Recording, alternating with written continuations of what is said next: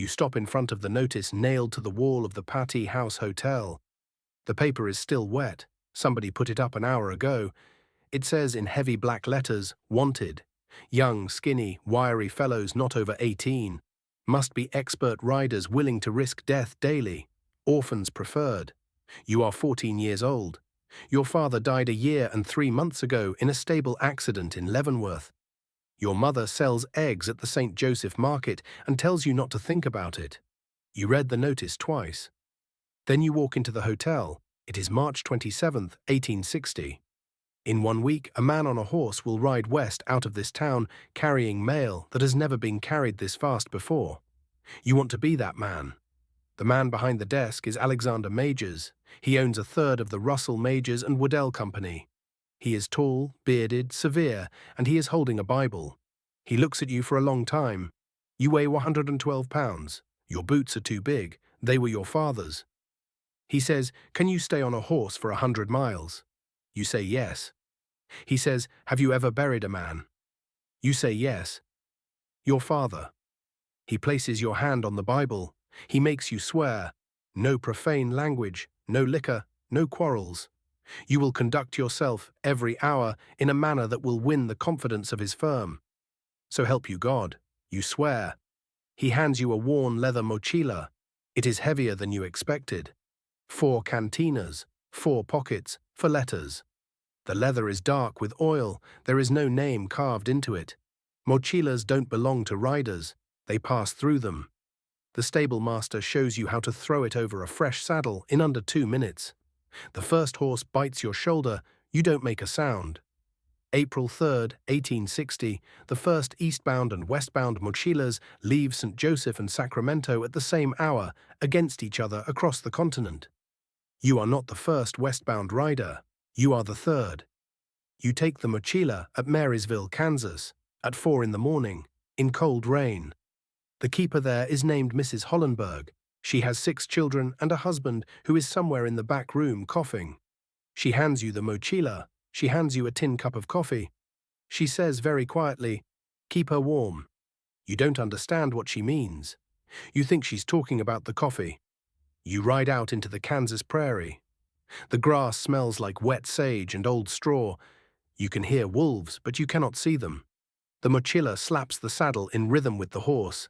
Slap, slap, slap. You count the slaps to stay awake. By dawn, you've covered 75 miles. You hand the mochila to the next rider at Liberty Farm. He nods at you. You nod back. Neither of you says a word. By May, you have been moved west of Salt Lake City because they need young riders in Paiute country.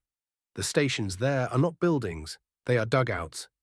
Holes in the ground, roofed with sod, with a corral for horses and 1 room for sleeping. On May 7th, 2 men at William Station take 2 Paiute women into the dugout. The Paiute follow them. 5 white men die. The Paiute burn the station. For 3 weeks, the Paiute War moves north. They burn Cold Spring Station, where you ate beans with a man named J.G. Kelly. They burn Sand Springs. 16 stations burn. 16 station keepers die. J.G. Kelly dies trying to defend a corral with 6 horses in it. The horses die too. Your route is suspended for 38 days. You ride supply for the army instead. You learn what a body looks like when it has been outside for a week in May. When the service starts again, you ride past the burnt dugouts. They are square holes in the ground with black edges. You don't look down into them. On June 8th, you are sleeping in Friday's station on the California-Nevada line when a rider comes in from the east at 1 in the morning. He has been on horses for 120 miles without a rest. His name is Robert Haslam. People will call him Pony Bob for the rest of his life. He sees you and does not stop walking. He throws the mochila onto your saddle while the keeper is still putting the new horse in straps. He says, and this is the only thing he says, "Keep her warm." Then he sits down on a barrel and his head falls forward. He does not pass out, he just stops. You ride out at 1:15. The route ahead crosses 75 miles of Paiute country before Carson City. There are no soldiers along the road. 3 of the stations were burned 6 weeks ago and have not been rebuilt. You ride the 75 miles in 9 hours. You change horses 4 times. You see no one. The mochila slaps the saddle the whole way. Slap, slap, slap. Together, you and Pony Bob carried that mochila 380 miles in 36 hours. No one has ridden farther for Pony Express. No one ever will. March 4th, 1861. Abraham Lincoln is sworn in as the 16th President of the United States. His inaugural address, 7,000 words long, is rushed to a steamer at St. Joseph, and the steamer is rushed up the Missouri, and the mochila with the text inside it is rushed onto the first horse. This time the stations don't wait. The mochila moves the moment it arrives. Every relay rider is already in the saddle. Your stretch is 100 miles through the Sierra Nevada in late March. There is still 6 feet of snow on the pass. You ride the whole stretch without stopping. You change 4 horses in the snow. Your face freezes. Your hands stop closing. At Friday's station, the keeper has to lift the mochila off your saddle because you cannot let go. 7 days, 17 hours, total. From St. Joseph to Sacramento, the fastest mochila that ever moved. The keeper at Friday's station looks at your hands, then your face. He says it like a benediction. Keep her warm. You don't answer. You can't. Summer 1861. There are maps in every station now, and the maps change every week. They show the telegraph line crawling west from St. Joseph and east from Sacramento. The 2 lines reach toward each other like fingers. Edward Crichton runs the Western crew. He uses Mormon labor and pays his men $8 a day. He works through Sunday. The Civil War has begun, and the Army wants the line finished by autumn. Every station you ride through, the telegraph crews have left more poles. You start to see them on the horizon before you see the station itself. A row of tall, thin trees that were not there last month.